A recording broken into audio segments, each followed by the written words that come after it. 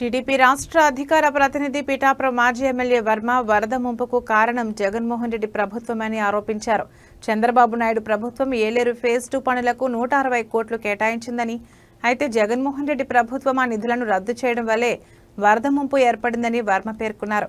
వర్మ గొల్లప్రోలు మండలంలో వరద ముంపునకు గురైన పంట పొలాలను, ప్రాంతాలను పార్టీ నాయకులతో కలిసి పరిశీలించారు.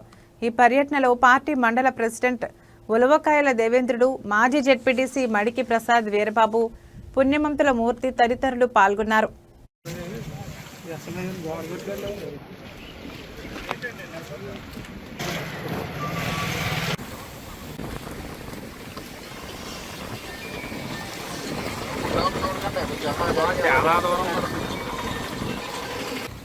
పనిచేయు వాటికి ఆల్టర్నేట్గా విత్తనాలు ప్రొడ్యూస్ చేయడం కానీ ఇది కానీ చేయాలని చెప్పి కలెక్టర్ గారిని కోరతాం.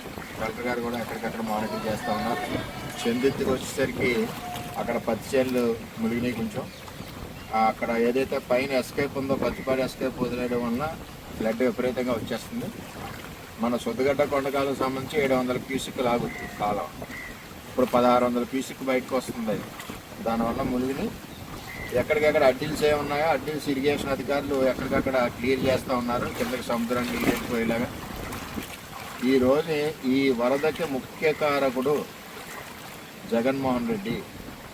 ఎంతో కష్టపడి పోరాడి మనం తెచ్చుకున్న ఏలేరు ఫేజ్ 2 చంద్రబాబు ముఖ్యమంత్రి ఉన్నప్పుడు కొండకాల సుత్తగడ్డ ఆధునీకరణ, గొల్లప్రోలు ఈబీసీ కాలనీ, కంకర్రేవడ్లో, దేవీనగరం, శివాలయ మాన్యం, అలాగే రవణక్కపేట, కొత్తపల్లి మండలం ఏరియా కుంట, పిఠాపురం మండలంలో ప్రస్తుపాడు, బ్యాకు, తాడిపత్తి, కొలప్రోలు మండలం ఇవన్నీ కూడా మునిగిపోకుండా ఉండడానికి ఈ డ్రైన్ని వెడల్పు చేసి నేరుగా సముద్రంలో వెళ్ళడానికి చంద్రబాబు నాయుడు గారు ఉన్నప్పుడు 160 కోట్లు ఇచ్చి రవణక్కపేటలో పనులు ప్రారంభించిన దాన్ని జగన్మోహన్ రెడ్డి క్యాన్సిల్ చేశారు.